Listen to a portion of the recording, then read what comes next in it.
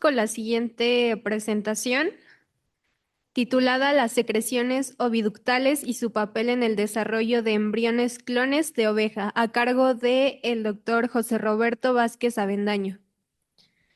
El doctor José Roberto Vázquez Avendaño es de formación biólogo por la Facultad de Estudios Superiores Zaragoza en UNAM. Es maestro en Biología de la Reproducción Animal por la Universidad Autónoma Metropolitana, Unidad Iztapalapa, y asimismo es doctor en Ciencias y de la Salud por la misma universidad. Actualmente es profesor asociado del Departamento de Biología de la Reproducción en Guami. Entre sus líneas de investigación encontramos la utilización de técnicas de reproducción asistida en especies domésticas y silvestres, tales como es la fertilización in vitro y la transferencia nuclear de células somáticas. Algunas de sus investigaciones se han enfocado en evaluar el efecto de los fluidos oviductales y uterinos en el desarrollo in vitro de embriones clones, con la finalidad de mejorar la calidad de estos y su potencial de desarrollo. También ha participado en proyectos de obtención de embriones clones de borrego cimarrón mediante la técnica de clonación manual, a la cual se le realizaron algunas adecuaciones para su implementación en el borrego cimarrón, de la cual se derivó una patente en colaboración con otros investigadores de UAM Xochimilco, de la Universidad Autónoma de Chapingo, de la Dirección General de Zoológicos y Vida Silvestre de la Ciudad de México.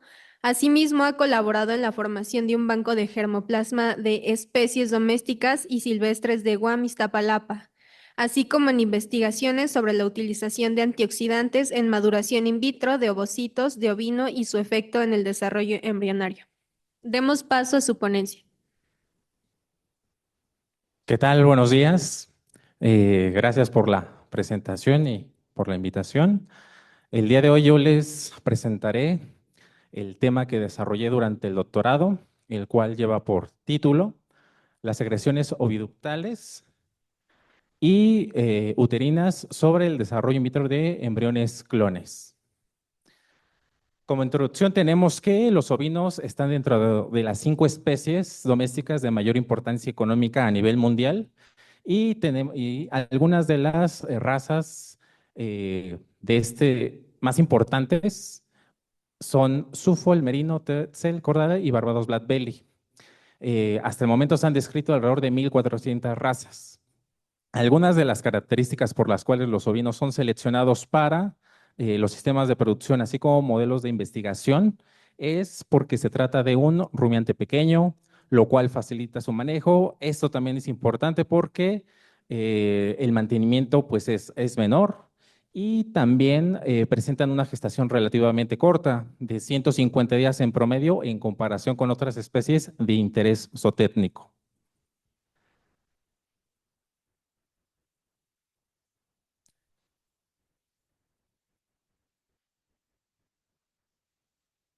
Déjenme ver. ¿Ya?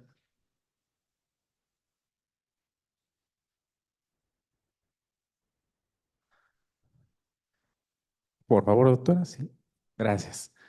Y bueno, también han sido utilizadas como modelo de investigación para la generación de animales superiores genéticamente, también para la producción de fármacos en la leche, como para la investigación de genes funcionales, como modelo de investigación de enfermedades humanas, para la producción de xenotrasplantes y para la producción de animales resistentes a enfermedades. Algunos de estos casos, pues, en la exposición anterior de la doctora, pues comenta algunos ejemplos de estos. A nivel mundial, China ocupa el primer lugar en producción de ovinos con 173 millones. México se encuentra en la posición 38 con 8.725.882. De este total, una fracción corresponden a embriones producidos in vitro, que en los últimos años ha ido en aumento a partir del año 2017 hasta llegar a un punto máximo en el 2019. A pesar de que en el año siguiente hubo una disminución drástica, en los años subsecuentes ha habido una tendencia al aumento. Por lo tanto, todas las biotecnologías reproductivas en torno a esta especie son de suma importancia. Algunas de estas es la inseminación artificial, la fertilización in vitro, algunas más complejas tales como lo es la inyección intracytoplasmática del espermatozoide, la transferencia nuclear de células somáticas y la transgénesis. En cuanto a la clonación, tenemos nosotros que esta se desarrolló a partir de los experimentos realizados por este científico Hans Spemann, que él trabajó con embriones de salamandra. Él diseñó un experimento al cual lo llamó suministro retrasado del núcleo, en el cual tomó un embrión en estadio de 4 células y con ayuda de una ligadura, de un lado solamente dejó a los núcleos y del otro solamente citoplasma. Después dejó que el desarrollo prosiguiera a estadio de 16 células y transfirió un núcleo hacia el lado donde solamente había citoplasma.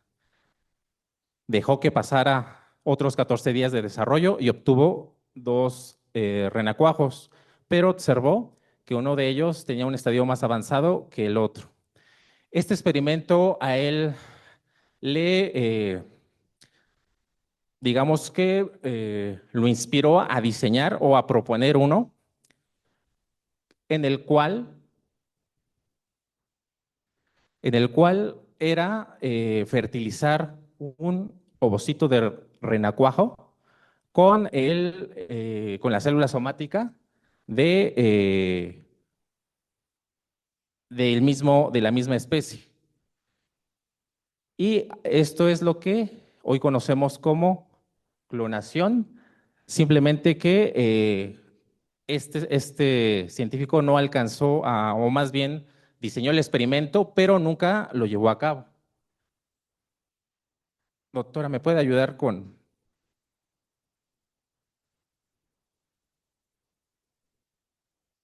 Creo que se trabó.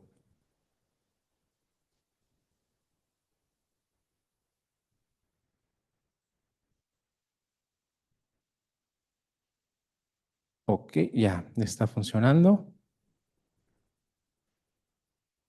Ajá. Era lo que les comentaba, que propuso fertilizar un ovocito nucleado de anfibio con el núcleo diploide de una célula somática, una célula diferenciada. Si bien él no llevó a cabo este experimento, años posteriores, otros investigadores retomaron este experimento, que fue Robert Brins y Thomas King en los años 50, y ellos trabajando con Lithobates pipiens, eh, ocuparon un embrión en estadio de 4 células y de aquí obtuvieron una célula embrionaria. Por otra parte, obtuvieron un huevo fecundado al cual lo irradiaron con luz ultravioleta para eliminar el núcleo y posteriormente hacer la transferencia del núcleo de la célula embrionaria al huevo enucleado y obtuvieron como resultado un renacuajo. Años más tarde, 10 años quizás más tarde, John Gurdon realizó el mismo experimento con otro anfibio, Xenopus laevis, pero aquí utilizó células de un grado de diferenciación más avanzado. Por ejemplo, tomó células epiteliales del intestino y también células de piel de rana. Repitió lo mismo de tomar el núcleo de estas células somáticas y lo transfirió a un huevo fecundario irradiado con UV, de esta manera para enuclearlo, y también realizó la transferencia y obtuvo un renacuajo. Este hecho fue importante porque demostró algo que se desconocía hasta ese momento, que era que durante el proceso de diferenciación las células no pierden la información genética, simplemente depende del ambiente al que se encuentren, van a expresar determinados genes, pero si se exponen a un ambiente, en este caso el citoplasma de un ovocito, pueden regresar a un estadio totipotencial.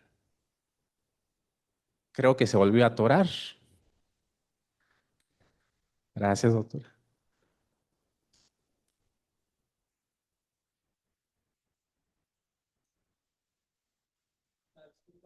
Una disculpa, es que cada vez que entra un nuevo asistente, se bloquea la presentación. Y lamentablemente en los distintos lugares y países que nos están viendo, los vota por algún asunto y los tienen que volver a meter y se nos pasma. Pero disculpen y adelante, Robert. Gracias, doctor. Muy bien, entonces, híjole, creo que volvió a pasar lo mismo. Gracias, gracias, doctora.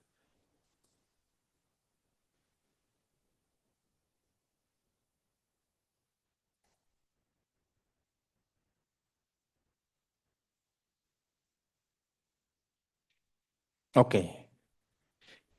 Y bueno, ahora bien, como a partir de esos experimentos surgió con lo que hoy conocemos como la transferencia nuclear de células somáticas, como bien lo había mencionado la doctora Yeretni en la exposición anterior, así como la doctora Carmen el día de ayer.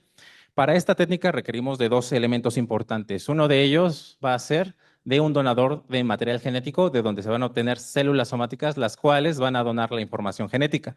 Por lo tanto, se les va a llamar carioplastos.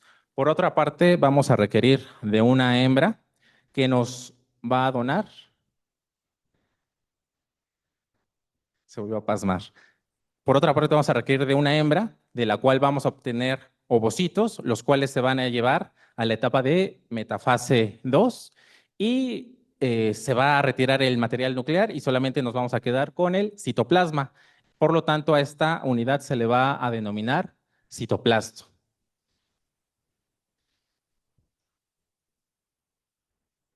Gracias. Se le va a denominar citoplasto, se van a fusionar ambas unidades para formar una sola y así dar, bueno, obtener una sola célula y dar inicio al desarrollo embrionario y los embriones resultantes se van a transferir a una hembra receptora para su implantación, gestación y finalmente el nacimiento de una cría clon.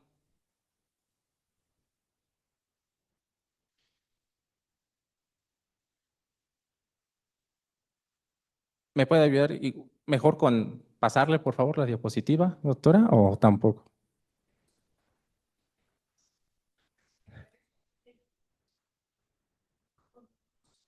Ok.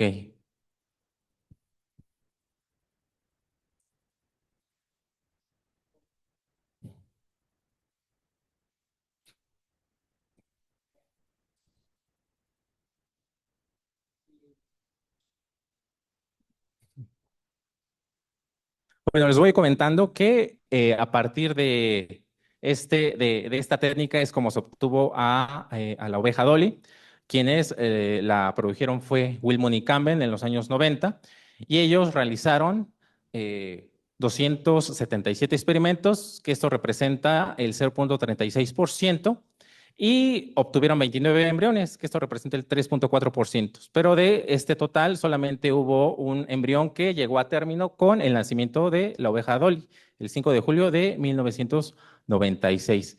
Este hecho fue muy importante porque a partir de él hubo,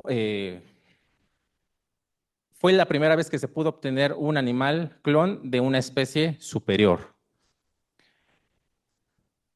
Gracias, doctora. Y a partir de este hecho, se puede ver que en la literatura hubo un aumento de la literatura científica en relación a la reproducción de ovinos mediante esta técnica, hasta llegar a, por ejemplo, aquí en el año 2013 hubo un punto máximo de alrededor de 13 artículos.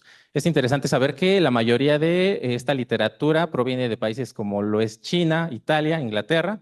En el caso de China, como les mencionaba anteriormente, pues es un país con el primer lugar en producción de ovinos y por lo tanto, pues gran parte de su investigación científica pues va enfocada en ese sentido. Aquí en este cuadro yo les resumo las eficiencias de la producción in vitro de embriones clones de ovino. La gran mayoría lo han hecho con clonación convencional, algunos otros con clonación manual o Hemming cloning. Han utilizado diferentes tipos celulares, fibroblastos fetales, fibroblastos de adultos, células de la granulosa, fibroblastos fetales transgénicos, líneas transgénicas, a los cuales les han dado diferentes tratamientos con agentes reguladores de epigenéticos, sobre todo para ayudar a la reprogramación celular. Y de estos, aquí les puedo mostrar que la eficiencia en el porcentaje de producción de blastocistos va de 8,6 a 32,2%. De estos, los tratamientos que les han funcionado para aumentar esta eficiencia ha sido utilizando este agente regulador epigenético, Scriptate, que ha tenido un aumento del 17.1%, pero también ha habido otros tratamientos que no han tenido un buen resultado, como es la utilización de células madre pluripotentes inducidas. En este caso, ellos de hecho tuvieron un resultado negativo al utilizar este tipo de células en ovinos. La que sigue, por favor, doctora. Gracias. Y aquí en este cuadro les muestro las eficiencias de producción de embriones in vivo de nacimientos de clones de ovinos, igual por diferentes técnicas, utilizando diferentes líneas celular. Y, por ejemplo, aquí les marco que aquí en este trabajo tuvieron una eficiencia del 19.5%. Es alta, pero aquí algo que mencionaban en la plática anterior es de que en este caso los embriones que transfirieron eran en etapa de cigoto, en etapa de dos células. Solamente se esperaron a que segmentaran y una vez que segmentaron los transfirieron a las hembras receptoras para su implantación. En el caso de, señalo aquí, esta ha sido por técnica convencional y aquí también tuvo un aumento. Aquí sí llegaron a etapa de blastocisto y esto fue utilizando estratos de ovocitos para ayudar a la reprogramación nuclear.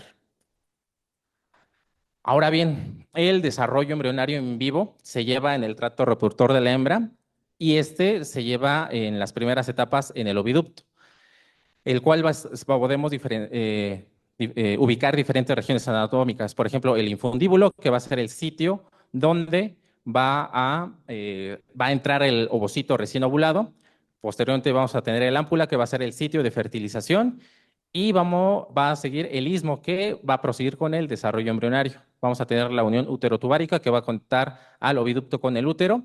Y en cada uno de estos segmentos vamos a tener dos poblaciones de células, las células secretoras y las células ciliares, cuya proporción va a ser diferente en cada uno de estos. Hacia la parte del infundíbulo tendremos una mayor cantidad de células secretoras, hacia la unión uterotubárica será la mayor proporción de células ciliares y estos tipos celulares van a proporcionar un ambiente fisiológico y bioquímicamente ideal para la maduración final de los gametos, para la fertilización in vitro y para las primeras etapas del desarrollo embrionario preimplantacional, el cual va a ser mediado principalmente a través del fluido vital, que esta va a ser una mezcla compleja de componentes metabólicos, macromoléculas del trasvado selectivo del sistema circulatorio y de las secreciones oviductales. Este fluido viductal le va a proporcionar al embrión protección contra especies reactivas de oxígeno, le va a suministrar nutrientes como piruvato, glucosa y lactato, también le va a aportar factores embriotróficos como es el factor de crecimiento epidermal, el factor activador plaquetario, el factor de crecimiento similar a la insulina tipo 1, entre otros. También va a incidir de manera importante en su transporte a través del tracto reproductor de la hembra. Y de manera muy importante, pues también va a tener un papel en la regulación epigenética del embrión. Han sido diferentes estudios los que han cultivado embriones producidos por fertilización in vitro de bovinos ante fluido vidutal. Por ejemplo, en ese trabajo de Lopera Vázquez y colaboradores en el 2015 expusieron ovocitos, más bien embriones de bovino a diferentes concentraciones de fluido vidutal de 0.625, 1.25 y 2.5% versus dos grupos controles, uno con y otro sin suero fetal. Observaron que el porcentaje de blastocistos fue mayor en las concentraciones más bajas, lo cual fue muy similar al grupo con suero fetal bovino. Pero estos embriones expuestos a estas secreciones tuvieron una mayor cantidad de células en comparación con los grupos controles. Asimismo, tuvieron un porcentaje de viabilidad mayor en comparación con las demás células después de un proceso de vitrificación. También evaluaron diferentes genes importantes y aquí obtuvieron diferencia en este gen que es para la acuaporina 3. Vieron que la exposición a fluidos subductales aumenta la expresión de este gen, el cual está involucrado en la regulación osmótica del embrión. La que sigue, por favor, doctora.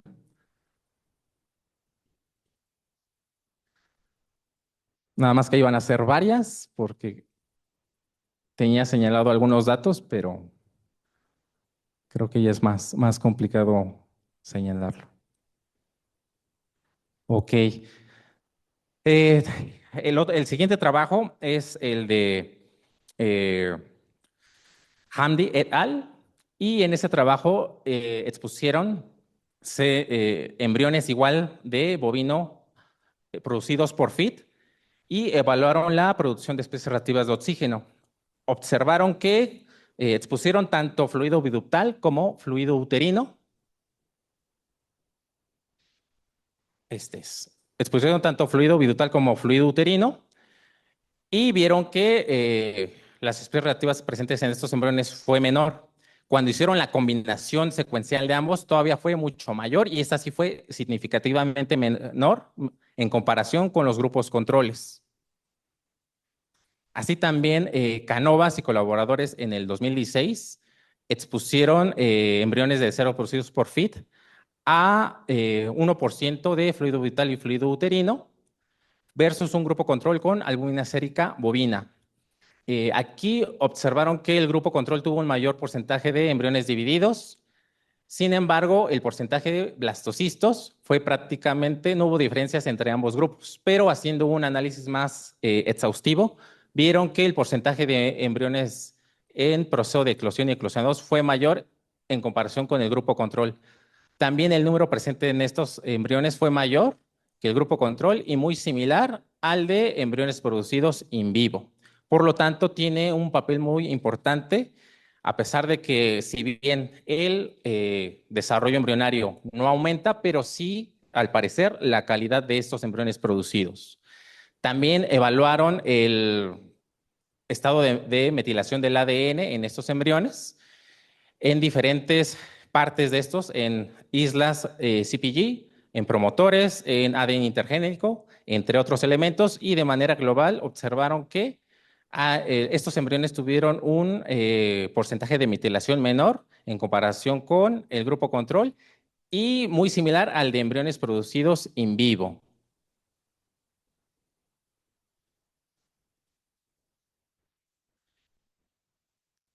También, bueno, con estos trabajos, la siguiente, por favor, doctora.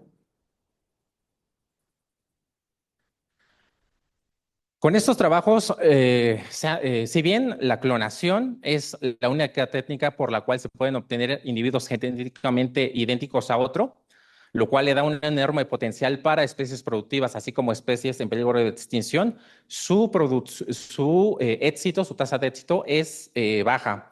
En el caso de ovinos, si no mal recuerdo, debe ser como un 40 y tantos % de embriones que llegan a la etapa de blastocisto, y de estos los que logran implantarse son, son alrededor de el 46% que logran implantarse. De estos, los que llegan a término con nacimiento de crías son un 15%, lo cual es inferior a lo que ocurre en FIT, que se reporta un 41.4%. En este contexto, las secreciones subitales y uterinas ofrecen una alternativa para mejorar tanto el desarrollo embrionario temprano como la calidad embrionaria.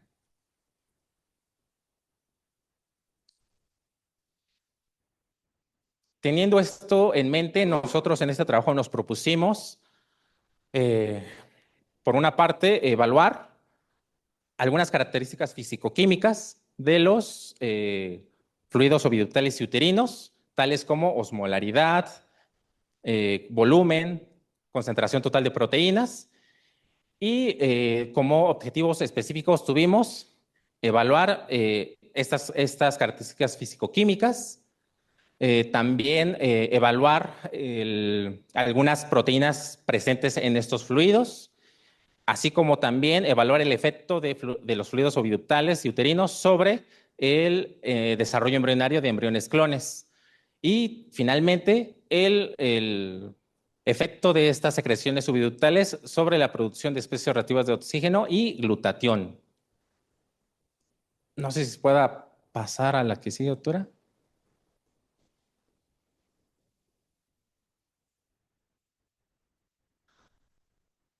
Ok, estos serán el objetivo general y los específicos que les comentaba. Y para lograr estos objetivos, seguimos los siguientes materiales y métodos. Los aparatos reproductivos se colectaron de ovarios de rastro. Estos se transportaron al laboratorio en donde se hicieron la clasificación de la presencia de las estructuras ováricas en los ovarios. Y aquellos que presentaban cuerpos hemorrágicos correspondían a la etapa del metaestro temprano. De estos se obtuvo fluido oviductal, mientras que aquellas estructuras que presentaron cuerpos lúteos correspondían al metaestro tardío. De estos se obtuvo fluido uterino. Una vez disectados los aparatos reproductivos de los ligamentos suspensorios, se prosiguió con la colecta de fluido oviductal mediante un portaobjetos. Se hizo una compresión mecánica del oviducto y con ayuda de una pipeta Pasteur se colectó el fluido oviductal aquí. Para el caso del fluido uterino, los cuernos uterinos se dejaron en posición vertical para, por gravedad, recuperar el fluido uterino, y una vez colectados los fluidos, se centrifugaron a 5.000 gravedades a 4 grados Celsius por 5 minutos. Posteriormente se recuperó el sobrenadante, se volvió a centrifugar una segunda vez por 7.000 gravedades, 4 grados Celsius, 10 minutos, y el sobrenadante obtenido se almacenó a menos 80 grados Celsius hasta el momento de su utilización. Posteriormente se prosiguió con la evaluación de algunas propiedades físico-químicas de estos, tales como la evaluación de la osmolaridad, lo cual se realizó con un osmómetro calibrado con estándares de 100, 290 y 1000 microosmoles. Se tomaron 10 microlitros de la muestra de fluidos reproductivos y los valores se registraron. También para el caso de la determinación de la proteína total, se utilizó el método de Bradford, el cual consistió básicamente en utilizar una proteína conocida. En este caso fue la albúmina sérica bovina a una concentración de 1 miligramo por 1 mililitro. De estas se hicieron disoluciones de menor a mayor concentración y junto con las muestras de fluido vital y fluido uterino se colocaron en una placa de 36 pocillos y se leyeron en un espectrofotómetro a 595 nanómetros. Con las absorbancias obtenidas se elaboró una curva estándar y de esta manera se obtuvo o se determinó la concentración total de proteína. En cuanto a la identificación de las proteínas presentes en los fluidos reproductivos, estos se hicieron a partir de las muestras. Se hizo una electroforesis en la cual se cargaron 50 miligramos o mililitro en un gel de acrilamida al 10%. Y después se aplicó una corriente de 120 volts durante 20 minutos y el gel resultante se tiñó con azul de Comasi durante 90 minutos. Después se retiró el excedente de tinción para poder visualizar las bandas y de esta manera obtener el patrón de distribución de las proteínas presentes en estos fluidos. Para la identificación puntual de algunas de las principales proteínas presentes en estos fluidos, se hizo un Western blot. A partir de las muestras de fluido vital y fluido uterino, se hizo una electroforesis en gel de acrilamida. Después se hizo una transferencia electroforética que consistió en transferir las proteínas del gel de acrilamida a una membrana de PVDF. Y en esta membrana se hizo la hibridación de los anticuerpos. Se utilizó un anticuerpo primario específico de las proteínas de interés, un anticuerpo secundario que se unió de manera específica al secundario, el cual estaba asociado a una enzima que iba a emitir una señal y de esta manera poder identificar a la proteína en cuestión. Y finalmente se hizo el análisis de las bandas. Gracias, doctora. Y finalmente se hizo el análisis de las bandas. ¿Sí podría ayudarme con la siguiente, doctora? Creo que ya. Gracias, doctora. Ahora bien, para la producción de embriones clones, como yo les había mencionado anteriormente, pues se requieren de 2 elementos. Por una parte, los carioplastos y por el otro de los citoplastos. En el caso de los carioplastos, estos se obtuvieron de la muestra de piel de una oreja de una borrega y posteriormente se hizo la deriva celular, que esta puede ser por un método mecánico o uno enzimático. Una vez que tenemos las células en cultivo, ¿me puede ayudar otra vez, doctora? Una vez que tenemos las células en cultivo, realizamos diferentes pasajes hasta alcanzar al 4.º pasaje celular, en donde las células son criopreservadas a menos 196 grados Celsius hasta el momento de su utilización en cada experimento de clonación. Para la obtención de los citoplastos se hace Esto se hace mediante la maduración in vitro de ovocitos, mediante colecta de ovarios post-mortem. Los ovarios se llevan al laboratorio, en donde se realiza la aspiración de folículos de entre 2 a 8 milímetros de diámetro y se colecta el líquido folicular.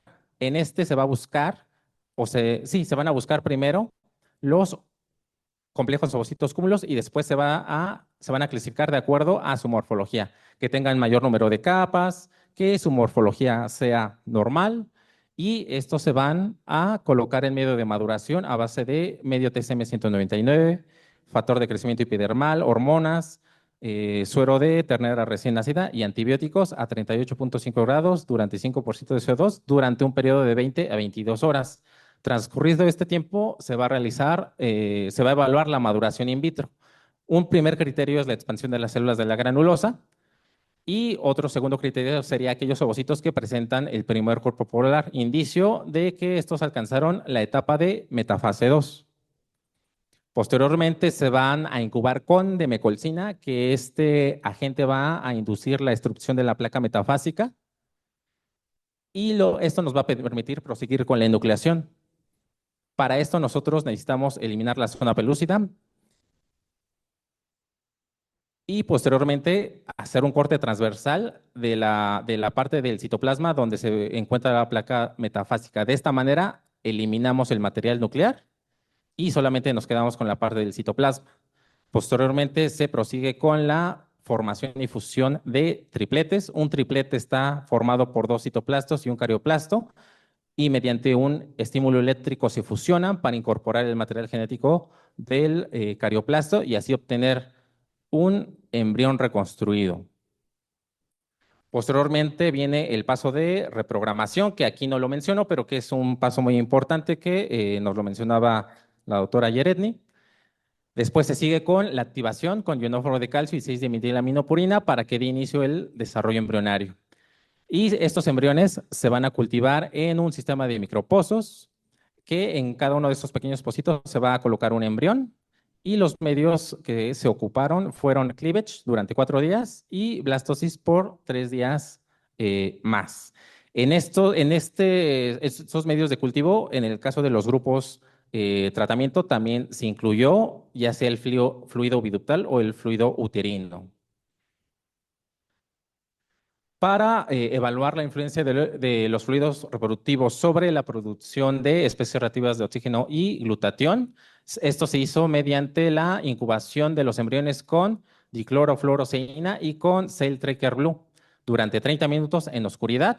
Posteriormente se eliminó el exceso de tinción, se hicieron lavados y se fijaron los embriones en paraformaldehído, se montaron sobre un cubreobjetos, se montaron con Imacel. Posteriormente se prosiguió con la visualización de estos embriones bajo microscopía de epifluorescencia. Se tomaron fotografías, las cuales se analizaron con el programa IMAGE-G. Los resultados que se obtuvieron en este trabajo fueron los siguientes. En cuanto a las propiedades de los fluidos reproductivos, tenemos que el fluido biductal se obtuvo un volumen total de 135 microlitros y en promedio de 3.2, una osmolaridad de 343 microsmoles, una concentración total de proteína de 71.9 microgramos sobre mililitro, de fluido uterino 170 microlitros volumen total, 17 microlitros en promedio, una osmolaridad de 280 microsmoles, y una concentración de proteína de 21.8 microgramos sobre mililitro. Otros trabajos han también evaluado el volumen en ovinos. De hecho, han sido trabajos de hace bastante tiempo, cuando se empezó con la colecta de fluido biductal y uterino para poder analizar algunas de estas propiedades o algunas características de estos.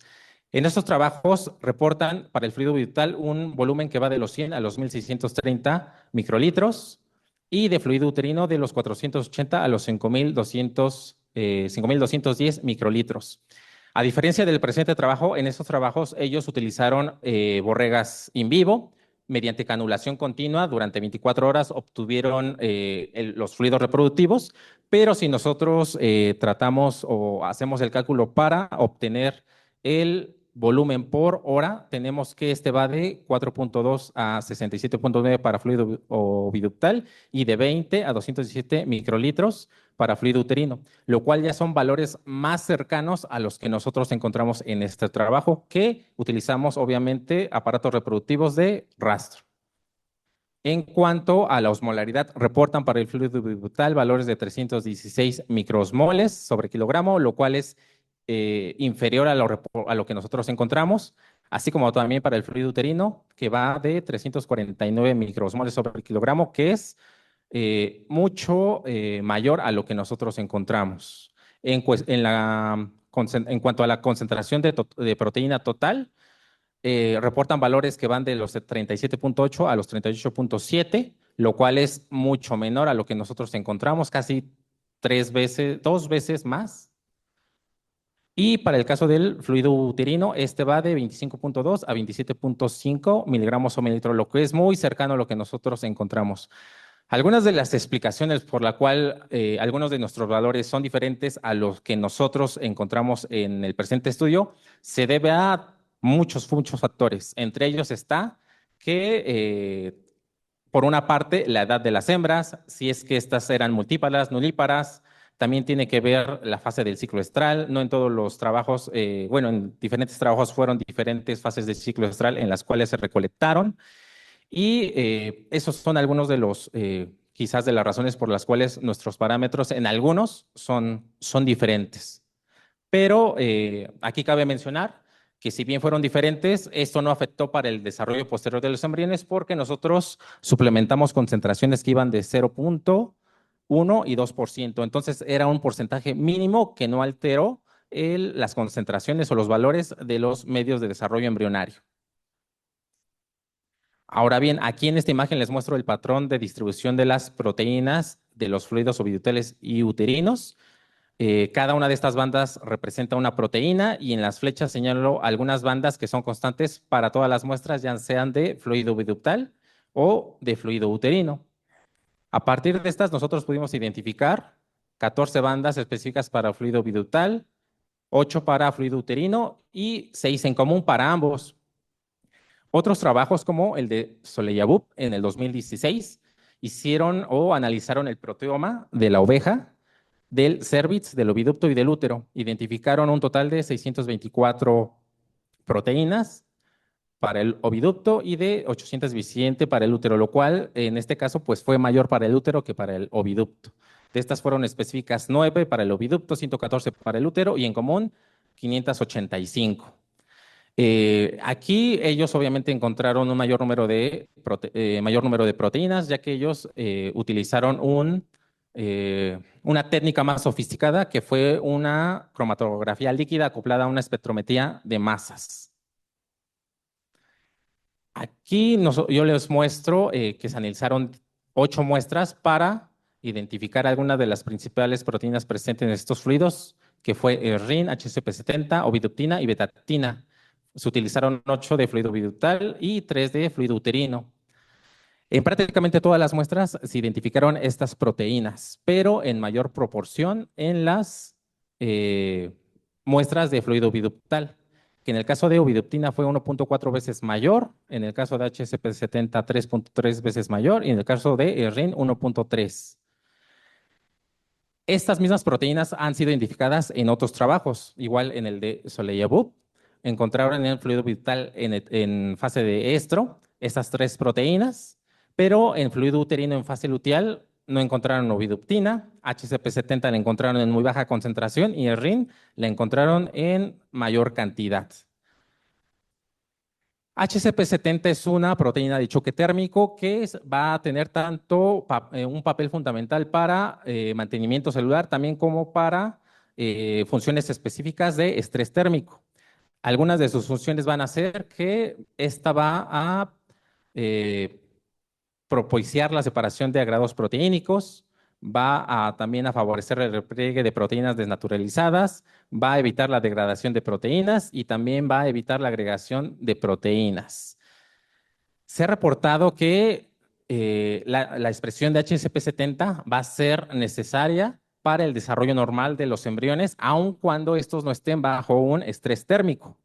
También se ha visto que en el caso de maduración in vitro, aquellos ovocitos expuestos a estrés térmico van a tener una mayor producción de HCP70, pero esta va a ser mayor su expresión en las células de la granulosa en comparación con el ovocito. En cuanto a ERRIN, esta va a ser, es una proteína que se va a encontrar en el citoesqueleto, o más bien en el citoplasma de la célula, y esta va a estar interviniendo en procesos de remodelación tisular en el endometrio. También va a estar involucrada en el desarrollo folicular y de ovocitos, ya que en estos se van a encontrar microvillosidades, y esas microvillosidades van a estar reguladas por esta proteína. También va a estar involucrada en los procesos de polarización del embrión y en la etapa que pasa el embrión de mórula compacta a blastocisto, en donde se va a llevar la primera segregación de dos líneas celulares, las del trofotodermo y las de la masa celular interna. Ahí también va a estar involucrada la expresión para la polarización de estas células. Y también va a estar involucrada en los procesos de implantación embrionaria. En cuanto a oviductina, esta va a ser una proteína que va a favorecer la capacitación espermática, la motilidad, la viabilidad.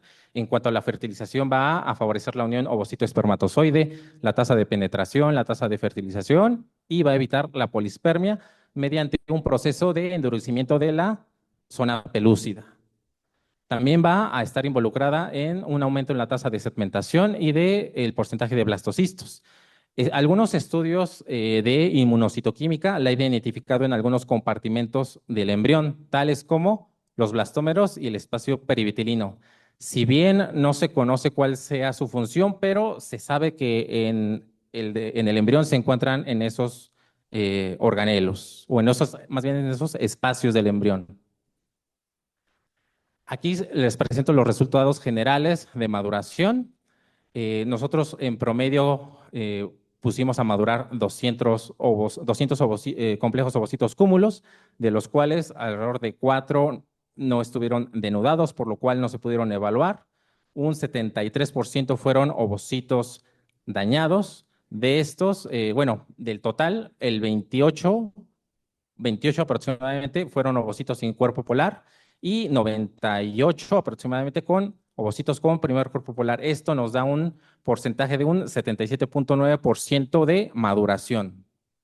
A partir de los ovocitos totales, nosotros, aquellos que presentaron destrucción de la placa metafásica fue un 92%. De estos, los que se nuclearon y se obtuvieron citoplastos fue aproximadamente un 80%.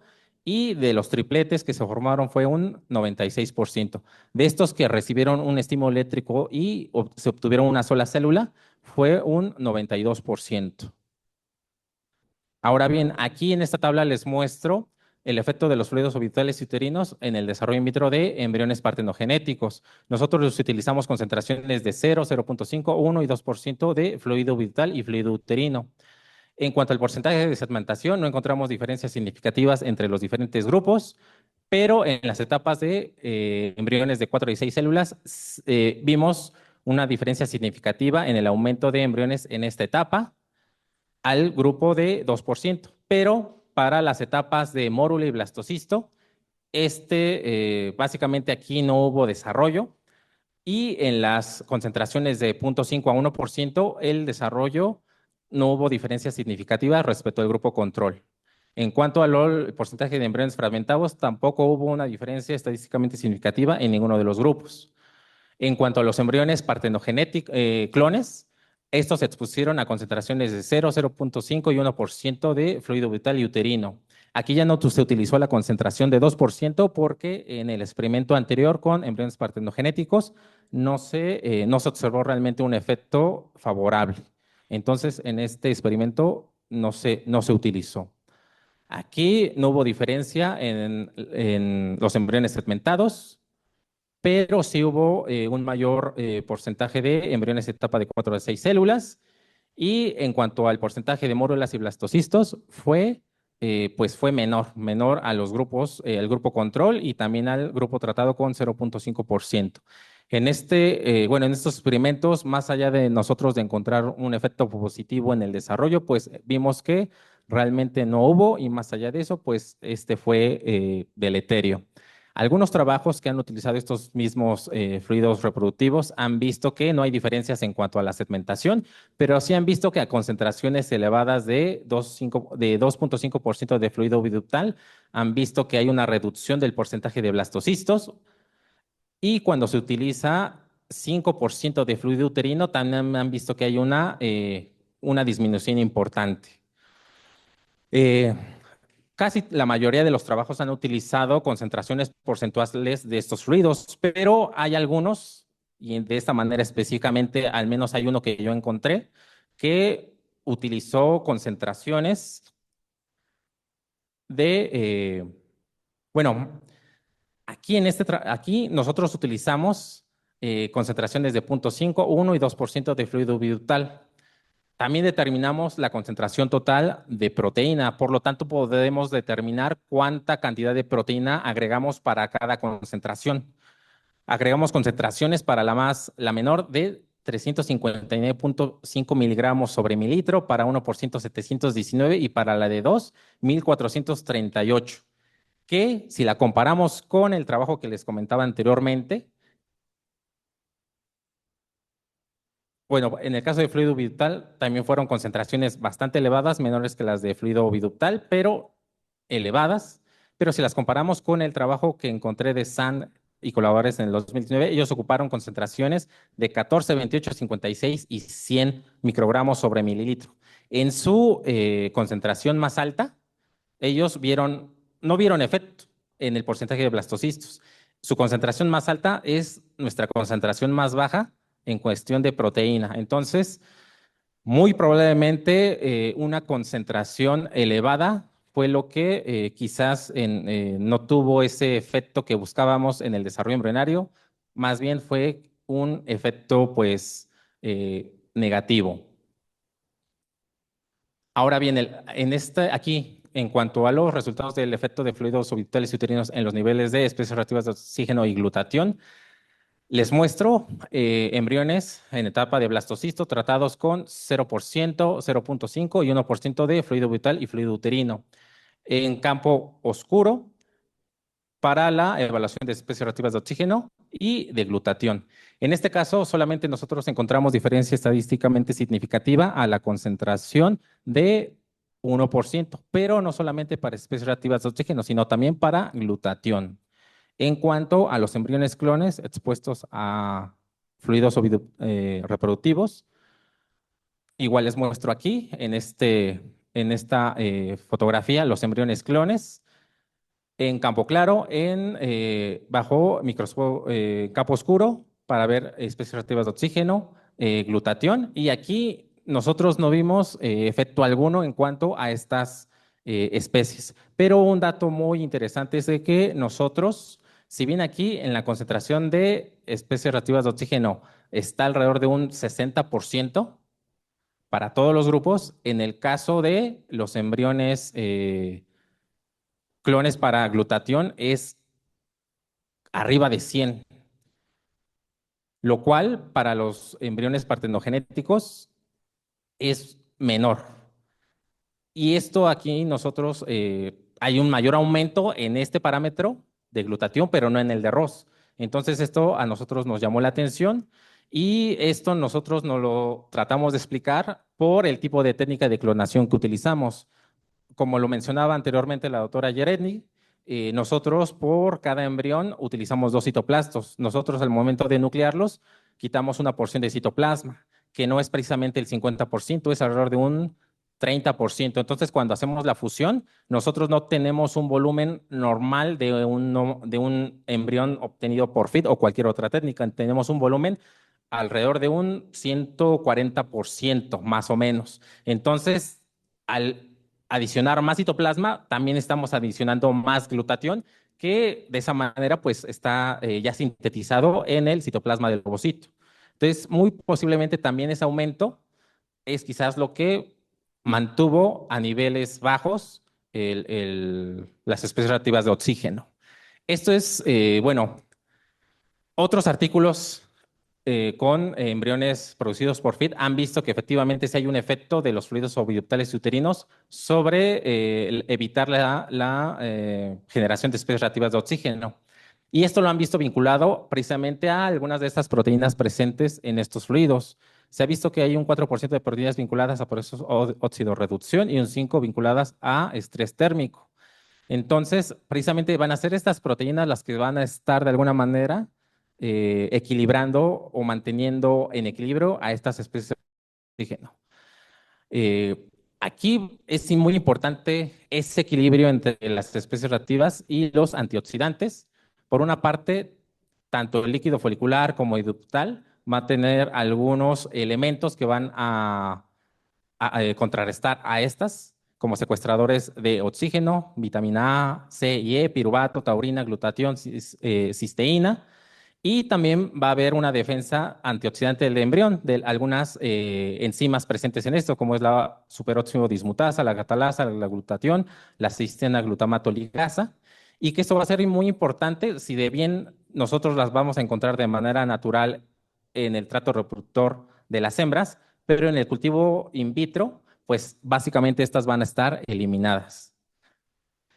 Y en el caso de la producción de embriones in vitro, es importante mencionar que estos, bajo las condiciones en las cuales se trabajan, pues van a estar bajo una intensa manipulación, lo cual va a ser factores propiciadores de estrés oxidativo, ya sea la tensión de oxígeno, si es que o no se controla una atmósfera de 5% de oxígeno, también la temperatura, si es que se sale de este rango, también va a propiciar algún desequilibrio, también los medios de cultivo, si es que está tamponado adecuadamente, si presenta un pH obviamente adecuado, la adición de algunos otros suplementos, también el tiempo de exposición a la luz. En el caso de clonación, pues por todo el proceso que llevan, pasan demasiado tiempo expuesto a todos estos factores.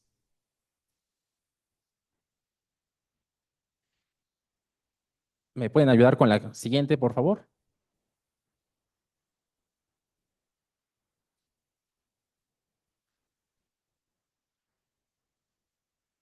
La anterior, por favor, la doctora. Gracias. Y bueno, como conclusiones tenemos que, bueno, con conclusiones tenemos que el fluido uterino fue mayor que el fluido biductal, casi 3.5 veces mayor.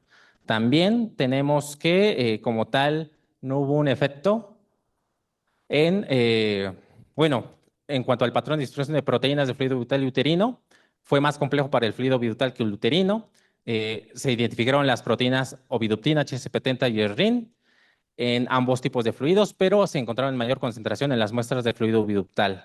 También las concentraciones de 0.5% de fluido oviductal y uterino no tuvieron efecto en los embriones partenogenéticos, eh, pero sí en una concentración de 1 y 2%, pero esta fue más que nada un efecto negativo.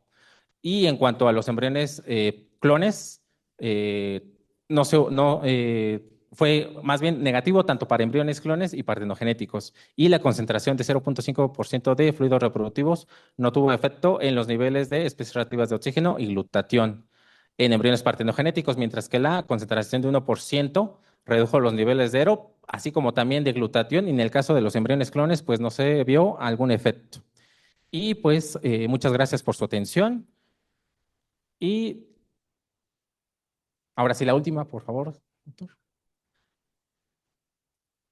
Y bueno, yo pertenezco al Laboratorio de Reproducción Animal Asistida, encabezado por el doctor Demetrio Alonso Briz García, la doctora María del Carmen Navarro, el doctor Alfredo, un servidor, Iván, Viridiana y Michelle, que son alumnos ya sea de licenciatura y de posgrado. Muchas gracias.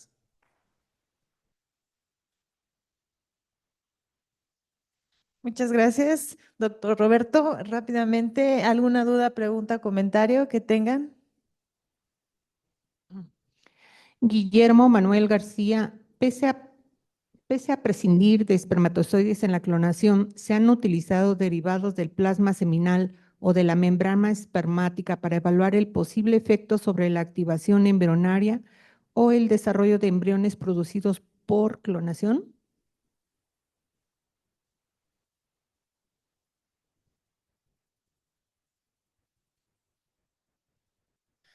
Ok, si creo que entendí bien la pregunta. Habla de los células somáticas versus ¿cuál?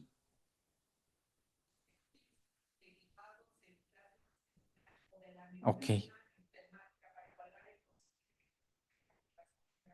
Ah, ok. Ok, sí se han utilizado algunos elementos de los espermatozoides.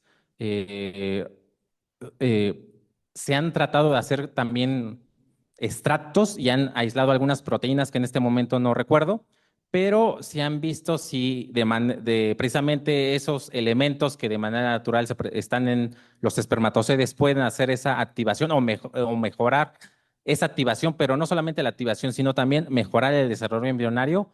Lo han hecho, pero no han visto, recuerdo que no han tenido un porcentaje o una mejora muy sustancial, pero sí hay algunos trabajos que lo han utilizado, sobre todo en aquellas especies donde es difícil la activación con agentes químicos.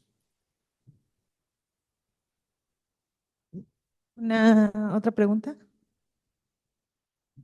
Gisela Fuentes Mascorro, ¿cuál considera que es la función del cambio de osmolaridad entre el fluido oviductal y uterino?